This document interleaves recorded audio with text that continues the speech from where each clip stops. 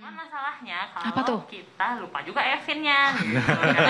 Nah, sering Baik. kejadian kayak gitu, lupa juga Evinnya. Nah, kalau lupa Evin coba dilihat dulu di emailnya apakah ada gitu. Mungkin udah di bawah-bawah banget atau gimana gitu ya. Tapi kalau misalnya nggak ada, silahkan diajukan lagi untuk permohonan Evinnya gitu ya. Oh bisa ya, Bisa. pengajuan lagi nggak bakal diperibet sama teman-teman. Enggak, bisa Oke. juga di telepon di 1500 200 atau di live chatnya www.pajak.go.id. Nah, itu bisa juga dimintakan di situ. Oke, Jadi nanti gampang dikirimnya banget. via email lagi atau gimana? Iya, nanti kalau kita kirim email ke kantor pajak, nanti dikirimkan via email lagi Evinnya. Jadi bisa nanti Siap. kita masukin di lupa password tadi. Oke, berapa lama tuh si nomor Evin tuh bakal dikirim lagi ke email kita? Kalau untuk Evin ini jangka waktunya maksimal 1 hari kerja. Maksimal ya, Kak? Maksimal, Iya, bisa iya, jadi iya. kurang gitu. Bisa jadi 1 menit udah dikirim nomor Iya. Evin. Kan luar biasa sekali ya betul. kecepatan teman-teman Emang- penyuluh pajak ini kan. Bukan kami ya, Oh, jadi iya. teman-teman kita di KPP ya, di Oke. KPP, di kantor pelayanan pajak, di KP2KP, ini saat ini pun sudah siaga untuk menunggu-nunggu nih siapa sih yang lupa Evin gitu ya. Karena itu udah penyakit tahun. Karena memang itu yang dibilang Kak Jessica tadi, kalau ribet atau kadang kalau udah ribet malas. Sebenarnya ribetnya itu karena kita lupa, gitu kan. Kewajiban ini adalah kewajiban 1 tahun sekali. Makanya kami pun di bulan-bulan Februari, Maret kami sibuk juga mensosialisasikan bahwa ini saatnya bagi wajib pajak untuk melaporkan SPT tahunannya. Karena kewajiban 1 tahun sekali, wajar memang kita lupa. Itu makanya kami menyediakan saluran-saluran yang lebih mudah yang bisa dijangkau oleh wajib pajak agar gampang menghubungi kepada kami untuk menanyakan Evinnya kalau seandainya lupa password atau Oke. dan lupa Evinnya gitu ya. Tapi baik. Evin ini harus yang bersangkutan yang minta. Jadi kalau dibilang ribet enggak, tapi kami memang harus memastikan bahwa yang minta adalah yang bersangkutan. Ada salah satu syaratnya itu apa namanya, swafoto ya, swafoto harus swafoto dengan KTP-nya. Dan NPWP 2. Iya, KTP dan NPWP. Oke, baik. Jadi sebenarnya nggak ribet kok mitra kota ya. Tapi kalau misalnya tetap ada yang nggak melapor nih, ada nggak sih sanksinya Pak Agus, Kak Melva, Kak Aci? Ada sanksinya 100.000. Siap. Kak. Jadi misalkan dia nggak lapor tahun 2019, dia bayarnya 100.000. Nah kalau untuk 2020 100.000 juga gitu. Jadi bukan dikali per bulan gitu nggak Kak. Jadi misalkan, aduh dia nggak lapor nih tahun 2018 gitu, ya udah dendanya 100.000. Nah kapan bisa dibayar dendanya itu? Ketika kita dapat nomor STP namanya. Nah kadang Surat tagihan pajak. STP itu surat tagihan pajak, ada nomor di situ, itulah yang bisa kita bayar. Kalau nomornya belum ada juga nggak bisa kita bayar gitu Kak. Jadi itulah fungsi dari kawan-kawan di KPP juga untuk mengawasi wajib-wajib pajak yang tidak lapor. Itu nanti segera diterbitkan STP-nya dan bisa dibayar oleh wajib pajak. Cuman kan sayang Kak 100.000 gitu ya. Jadi kuota juga pasti lebih kan kalau untuk cari tahu. Kita sekarang zaman sosmed ya Kak, rajin main Instagram, rajin main Twitter, Iya. rajin YouTubean gitu kan. Nah, apa salahnya disisihkan waktu sedikit untuk ngelapor SPT, karena itu memang kewajiban kita gitu. Kak. Iya. Oke, baiklah. Itu memang kewajiban kita. Iya. mitra kota. Anda harus tahu betul itu. Itu Kalau memang punya NPWP wajib lapor SPT. Tapi saya menambahkan ya, Boleh, Pak kalau Agus. sanksinya Kak Aci kan uang ya 100.000, tapi sebenarnya di Direktorat Jenderal Pajak ada kebijakan nih, kalau wajib pajak yang bersangkutan selama 2 tahun berturut-turut tidak melaporkan SPT tahunannya, itu NPWP-nya akan dinonefektifkan. 2 tahun 2 berturut-turut. tahun berturut-turut, Oh, ya, oke. tidak kalau 1 tahun mungkin oke lah, terlambat kita anggap kilaf. Kita kasih sanksi administrasi 100.000 gitu ya. Tapi kalau sudah 2 tahun berturut-turut, nah Ini orangnya masih ada nggak sih? Gitu ya? nah, itu kita non efektifkan. Nah, non efektif ketika kita NPWP itu di non efektifkan, nah wajib pajak tersebut itu akan mengalami kesulitan ketika yang bersangkutan misalkan nih ya, ada pinjaman ke bank, nah, terus kemudian mengajukan izin usaha lagi, perpanjangan izin usaha atau bikin izin usaha baru, karena data NPWP tersebut sudah koneksi dengan dinas-dinas perizinan. Pasti. Pasti dinas perizinan, apalagi sekarang izin kan pakai OSS ya. Nah, izin pakai OSS. Nah, ini sudah link ke data kami. Kalau NPWP-nya ini dianggap tidak valid atau non efektif, nah ini izinnya otomatis akan tertolak. Disitulah biasanya wajib pajak ngerasa pajak ini ribet kan. Hal yang salah Padahal siapa sebenarnya Kak? kewajibannya nggak ditunaikan. Harusnya dari gitu karena ya. kalau kita tunaikan kewajiban kita ya pasti ya udah gampang, mau kadang mau selain ini juga kalau untuk kredit juga biasanya Iya. itu jual beli rumah, jual beli tanah, misalnya kita mau beli rumah juga kita notaris tuh pasti minta NPWP gitu Kak. Bahkan katanya ada wacana NPWP ini akan diintegrasikan juga dengan KTP ya. Itu dengan NIK. OTW ya, Iya. ya, dengan NIK itu OTW atau Dan sebenarnya gimana sih? sudah. Sebenarnya sudah. Dan sebenarnya sudah. Oh, Sudahnya gitu. itu kenapa? Karena ketika kita mendaftarkan diri sebagai wajib pajak, syaratnya adalah nomor induk kependudukan. Dan sudah tervalidasi. Dan gitu. sudah tervalidasi nomor induk kependudukan itu sudah terdata di catatan sipil ya, Iya, mestinya seperti itu. Oke, baik. Jadi kalau misalnya Anda mungkin sekarang masih mikir-mikir nih untuk melakukan pelaporan ya di SPT tahunan Anda, wajib banget Mitra Kota. Karena selain tadi denda administrasi yang sudah disampaikan Kak Aci, ada juga beragam hambatan yang mungkin akan Anda dapat ya Iya. kalau misalnya nggak segera melaporkan. Nggak mau kan cicilan rumahnya, atau kalau misalnya mau minjem dana buat usaha atau perurusan administrasi lainnya lah pokoknya. Jadi ribet cuma gara-gara nggak lapor SPT Iya, tahunan. dan sebenarnya Apa tuh, dengan Pak? kita melaporkan SPT tahunan itu tidak harus membayar pajak. Karena Gitu ada kan. yang Bisa jadi kita sudah tadi ya. penghasilan kita sudah dipotong pajak oleh pemberi kerja. Jadi kita cukup melaporkan saja. Iya. Dan kalaupun membayar, saya pikir dari penghasilan kita terus kemudian dikurangi penghasilan tidak kena pajak yang merupakan itu biaya hidup kita, ketika dikalikan tarif gitu kan, pajak penghasilan yang akan kita bayarkan itu, saya pikir kalau kita bayangkan dengan manfaat pajak yang kita terima, kita rasakan saat ini, juga saya pikir murah juga gitu loh. Ketika kita vaksin gratis, BBM dapat subsidi gitu ya, terus kemudian fasilitas kesehatan juga kita dapat BPJS ya, mungkin walaupun tambah bayar gitu ya, tapi kan fasilitas-fasilitas kesehatan, fasilitas keamanan, apalagi negara kita ini termasuk negara yang aman kalau menurut saya. Amin, gitu ya. amin. Semoga selalu dan selamanya Iya, ya Pak kan? Agus ya. Tenang, pembangunan jalan terus semua dibiayai oleh pajak. Kita mau ke jalan ke Duri, mau ke Dumai, sekarang sudah tol. Kemudian ini juga mau bangun tol ke Sumbar ya, ke Sumbar yang Pekanbaru mudah-mudahan Padang ya. segera jadi dengan pajak yang kita bayarkan, jalannya segera jadi. Jadi kalau kita mau liburan atau mau ngambil barang, beli barang dari Sumbar, beli mukena, beli untuk dijual lagi di sini bisa lebih cepat, tentu biayanya lebih murah. Oke, itu salah satu kenapa sih kita harus bayar ataupun pelaporan Betul. SPT tahunan kita, atau kenapa kita harus bayar pajak gitu Iya. kira-kira Pak Agus ya. Uangnya nggak buat negara kok, buat kita lagi kok, Iya. dikembalikan dalam bentuk fasilitas yang akan kita pakai. Iya. Tapi ada ketentuan-ketentuan barukah di 2022 ini untuk pelaporan SPT tahunan? Sama sih Kak. Masih sama ya? Iya, paling lambat kita tanggal 31 Maret, masih 3 jenis juga gitu. Sama. Apa aja tadi 3 jenisnya Kak Aci mungkin bisa disampaikan? 1770, Siap. 1770S dan 1770SS. SS. Nah, biasanya kalau Baik. kayak kita karyawan ini butuh bukti potong dari pemberi kerja gitu Kak. Jadi kalau misalkan kakak kan di Barabas gitu kan, nah Barabasnya kan PT ya kalau nggak salah. Ya, benar. Nah wajib memberikan bukti potong ke Kak Jessi gitu. Nah Kak Jessi atas bukti potong itu kakak lapor di SPT tahunan di websitenya gitu. Oke, udah selesai deh gitu aja, nggak ribet gitu ya. Baik. Tapi tahun ini kabarnya DJP juga mengeluarkan program dengan nama PPS ya, Program Pengungkapan Sukarela. Nah, sebelum kita jelaskan ini panjang lebar di sesi selanjutnya Mitra Kota, saya mau pop up lagi untuk pertanyaan di kuis Bincang Pajak hari ini. Sebagai karyawan, apa sih yang harus Anda persiapkan untuk mengisi SPT tahunan? Itu pertanyaan nomor 1 ya. Terus salah satu jenis SPT tahunan pajak penghasilan orang pribadi, sebutin dong salah satunya. Kalau misalnya udah tahu jawabannya Mitra Kota, Anda cara jawabnya ya, follow dulu akun Instagram @pajakriau. Kemudian di kolom komentar feed Instagram tentang talk show ini ya, Anda bisa ketik Barabas FM strip jawaban 1, strip jawaban 2, dan ini akan ditutup di Jumat besok tepatnya pukul 8. Nanti akan dipilih langsung oleh teman-teman dari DJP Kanwil ya, untuk siapa sih 3 orang beruntung yang akan mendapatkan kenang-kenangan indah lah ya. Kenang-kenangan Souvenir indah, lucu. Souvenir cantik. lucu, imut dan Cindramata cantik. kekinian lah gitu pokoknya ya.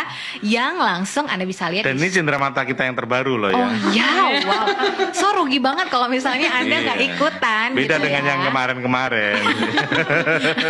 Baik.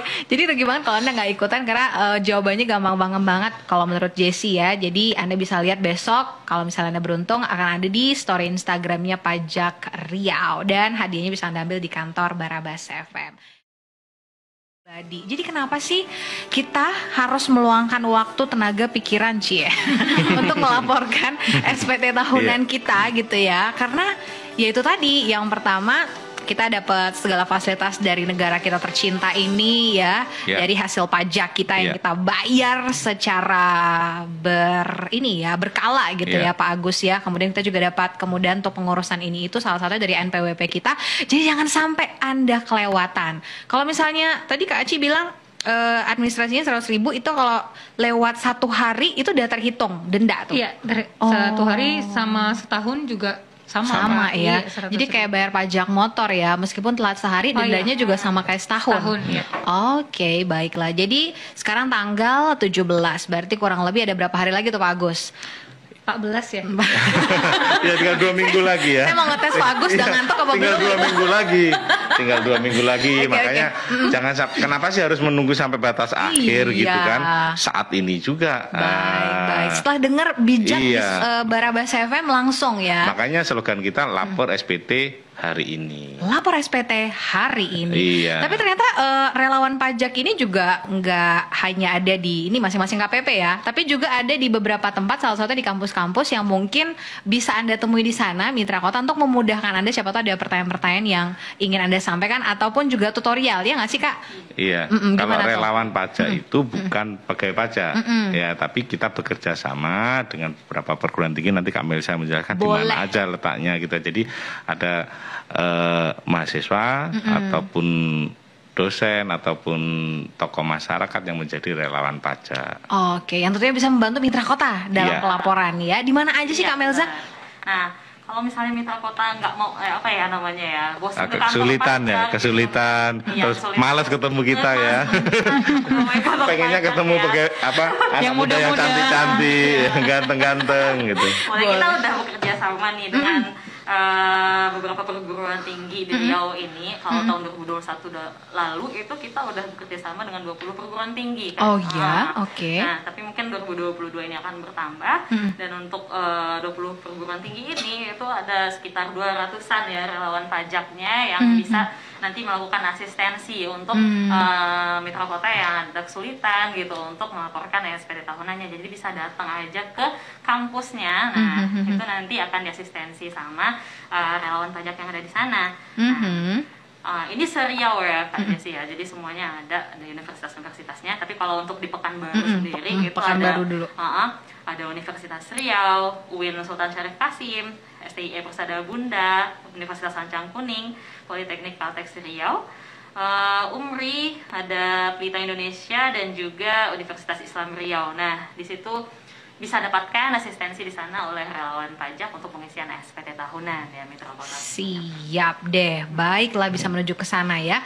Tapi tentunya sekali lagi ini kita selalu menyarankan untuk online ya. Jadi Anda nggak perlu pergi jauh-jauh, Anda juga nggak perlu buang-buang waktu ke sana kemari karena semuanya bisa dilakukan dengan online. Betul. Seperti ini ya. Ya, kalau relawan pajak itu, kalau relawan pajak itu tugasnya hanya memberikan asistensi, Kak Jessi. Jadi kadang kita itu ragu-ragu. Ya, kadang kita ragu-ragu. Berapa jumlah penghasilan, apa ini semua saya isikan gitu. Padahal itu semua penghasilannya gitu kan. Terus apakah ini benar diisikan di kolom ini, betul di kolom. Nah, inilah tugasnya relawan pajak untuk memberikan asistensi. Oh iya Pak, benar ini yang diisikan. Misalkan misalkan daftar keluarga, ini yang kita isikan nama anak, nama istri, ya iya nama istrinya gitu kan, sesuai kartu keluarga. Harta apakah kita masukkan, kita kan ngisi kita jenis kendaraan, harta tidak bergerak, harta bergerak gitu kan, terus jenisnya apa. Nah, ini yang harus diberikan, ya ini bisa diberikan asistensi, pengisiannya seperti apa. Tapi untuk tanggung jawab atas kebenaran pengisian SPT itu ada di wajib pajak sendiri. Baiklah, itu tadi Mitra Kota. Nah tadi Jesse sebelum kita break juga sudah sampaikan sedikit tentang ada program baru nih yang dikeluarkan oleh DJP, yaitu PPS, Program Pengungkapan Sukarela. Nah apalagi nih Pak Agus? Ya, jadi di tahun 2022 ini ada program baru yang diatur dalam Undang-Undang Harmonisasi Peraturan Perpajakan yang baru diterbitkan pemerintah di tanggal 29 Oktober 2021 yang lalu. Nah, ini berlaku di 1 Januari sampai dengan 30 Juni 2022. Oke. Ya. Kenapa muncul program pengungkapan sukarela? Sumbernya dari SPT Kak Jesi. Jadi mitra kota yang mengisi SPT tahunan itu harus benar, lengkap dan jelas. Siap. Ya, benar sesuai dengan keadaan sebenarnya, lengkap, diisi selengkap-lengkapnya. Apa yang dimiliki, harta yang dimiliki, hutang yang dimiliki, kemudian penghasilan yang sudah diterima dilaporkan semuanya. Nah, SPT itu melaporkan SPT tahunan adalah kewajiban, gitu ya. Jadi tahun ini tetap wajib melaporkan SPT tahunan untuk tahun pajak 2021. Nah, program pengungkapan sukarela bisa dimanfaatkan oleh wajib pajak. Tapi tetap melaporkan SPT tahunan ya, SPT tahunan tetap lapor. Nah, program pengungkapan sukarela ini kebijakan tersendiri. Kenapa? Karena ada wajib pajak yang mengisi SPT tahunan itu tidak benar, tidak lengkap, tidak jelas. Oh gitu. Nah itu mungkin tahun 2016 yang lalu, dari tahun 2016-2017 yang lalu sudah ada namanya program pengampunan pajak. Itu dasarnya juga sama, bahwa wajib pajak tidak mengisikan SPT tahunan dengan benar. Ada harta yang belum dilaporkan dalam SPT tahunan. Nah begitu juga dengan saat ini.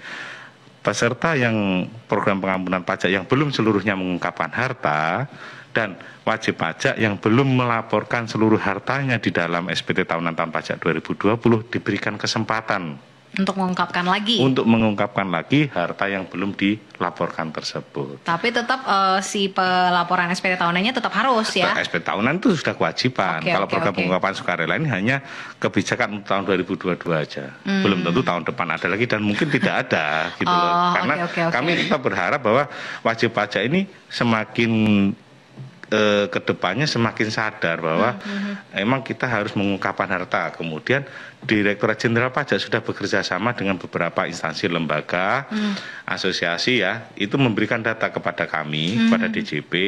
Kemudian DJP itu juga mempunyai kewenangan, nah berdasarkan Undang-Undang nomor 7 tahun 2019 itu DJP mempunyai kewenangan untuk memperoleh informasi perbankan. Oh gitu. Iya, Oke. artinya ketika kita tadi Kak Jessica udah menyinggung NIK ya. Ketika kita mau buka rekening kita pakai NIK KTP. Betul, pasti. Nah, ketika punya NPWP pakai NIK juga. Nah, data ini bisa kita matchingkan. Ya. Nah, saat ini Direktorat Jenderal Pajak dengan data-data itu kita juga saat ini nih sampai dengan bulan Maret ini menghimbau kepada wajib pajak melalui surat. Ada ribuan surat ini yang sedang kami cetak saat ini kepada wajib. Jadi wajib pajak jangan kaget. Oh, DJP tahu ini ada data DJP mempunyai wajib pajak. Ada data dari DJP yang ternyata wajib pajak mempunyai harta sekian, SPT yang dilaporkan hartanya sekian. Nah ini kita menghimbau agar wajib pajak bisa memanfaatkan program pengungkapan sukarela. Caranya ya harta tersebut diungkapkan secara sukarela melalui program ini sampai dengan 30 Juni dan juga membayar pajak penghasilannya. Baik. Jadi si PPS ini tidak tumpang tindih sebenarnya dengan SPT tahunan ya Pak. Ini karena akibat Agus. kita mengisi SPT tahunan tidak benar dan lengkap tadi. Oke. Tapi bisa jadi si PPS ini hanya untuk tahun ini, tahun depan belum tentu juga ada. Ya nggak ada, hanya tahun ini aja sampai dengan bulan Juni 2022 ini aja. Oke, baiklah. Nah, mungkin sekali lagi dong untuk masing-masing penyuluh pajak kita nih, dari tadi kan sudah bicara banyak tentang SPT tahunan yang akan berakhir di akhir bulan ini ya. Jadi Mitra Kota sudah mulai berpikir nih, kenapa sih kita harus melaporkan, kok harus banget ya teman-teman pajak nih tahu banget harta kita, penghasilan kita, utang kita, kok kepo banget gitu kan, bukan keluarga juga. Tapi kok harus kita laporin sih sama kalian gitu. Apa sih manfaatnya kita melakukan pelaporan SPT tahunan ini, Pak Agus, Kak Aci, Kak Melza, silakan boleh dong closing statementnya.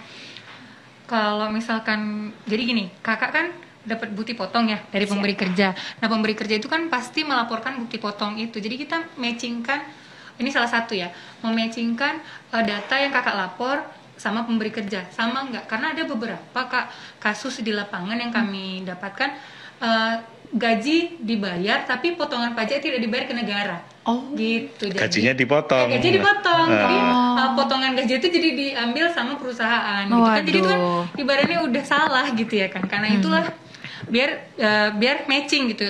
Kami yang mengawasi, teman-teman di KPP mengawasi bener nggak apa yang kakak laporkan, apa yang kakak laporkan di bukti potong itu sama nggak sama yang dilaporkan oleh perusahaan. Jangan-jangan selama ini gaji dan dipotong tapi ternyata nggak dapat setorannya untuk negara. Karyawan datang gitu ke KPP ini bener nggak? Saya dipotong segini kok banyak gitu. Dan jangan takut. Jangan takut. Yang kami tagih bukan wajib pajak yang melaporkan, tapi perusahaannya. Kan yang nakal istilahnya. Nanti situasinya jadi terancam lagi si karyawan tersebut gitu kan? Enggak dong. Tetap aman Kak. Jadi kalau misalkan kita nggak bicara satu pegawai, kita bicara nanti kan kita bisa cek pegawai-pegawai itu lapornya gimana gitu. Oke, Kak Melza mungkin menambahkan? Mungkin kalau untuk manfaat udah ya disampaikan sama Kak Acin. Kalau aku mungkin mengingatkan aja nih sama Mitra Kota bahwa silahkan di follow nih Instagramnya @pajakriau. Di situ kita udah ada link tree yang akan nyambung ke landing page-nya Kanwil DJP Riau. Nah di situ ada, nanti kita sediakan tutorial, ada informasi terkait KPP yang ada di Kanwil DJP Riau semuanya. Nah untuk informasi perpajakan tuh ada di sana. Silahkan di follow aja Pajak Riau atau bisa ditonton juga di YouTube-nya Kanwil DJP Riau. Jadi nggak ada alasan lagi susah gitu lapor SPT karena banyak kita sediakan informasinya ya. Gitu. Banyak saluran-saluran kita kasih gitu ya. Pak Agus terakhir? Ya, kita sudah memberikan kemudahan ya untuk mendapatkan informasi melalui Linktree, melalui relawan pajak, melalui channel WA gitu kan. Ada juga kering pajak 1.500-200 yang selalu bisa menerima keluhan ataupun permintaan informasi gitu kan. Nah, jadi kalau menurut saya sudah tidak ada alasan lagi kita sulit ini untuk melaporkan SPT tahunan. Sudah kita berikan kemudahan semua. Jadi silakan bagi mitra kota wajib pajak segera laporkan SPT tahunannya. Itu merupakan kewajiban kita bersama. Segera laporkan SPT tahunannya lebih awal, lebih nyaman. Dan manfaatkan program pengungkapan sukarela jika ada harta yang belum dilaporkan dalam SPT. Siap. Terima kasih sekali lagi Pak. Sama-sama. Kak Aci, Kak Melza ya, saya ingatkan untuk saatnya kuis bincang pajak ini masih berlaku sampai pukul 8 besok pagi ya Mitra Kota. Jadi pertanyaannya ada 2. Sebagai seorang karyawan apa yang harus Anda persiapkan untuk mengisi SPT tahunan? Yang kedua, sebutkan salah satu jenis SPT tahunan pajak penghasilan orang pribadi ya. Follow akun @pajakriau, terus di feed tentang talkshow hari ini Anda langsung tulis di komentarnya Barabas FM strip jawaban 1, strip jawaban 2, dan tentunya tunggu nama Anda kalau beruntung ya keluar di story @pajakriau. Nah di akhir-akhir kebersamaan kita nih ada satu penelpon mungkin bisa kita angkat untuk terakhir ya. Silakan. Halo, selamat sore. Sore, Cici. Sore Bapak, silakan, kita sudah bersama dengan teman-teman dari penyuluh pajak Kanwil Riau nih Pak.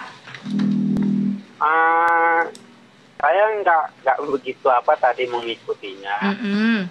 Jadi saya belum semuanya lah tahu tentang apa nih ya. Siap, yang Pak. saya pertanyakan gitu kan, itu kenapa gaji kita sebagai karyawan itu dipotong pajak gitu. Dan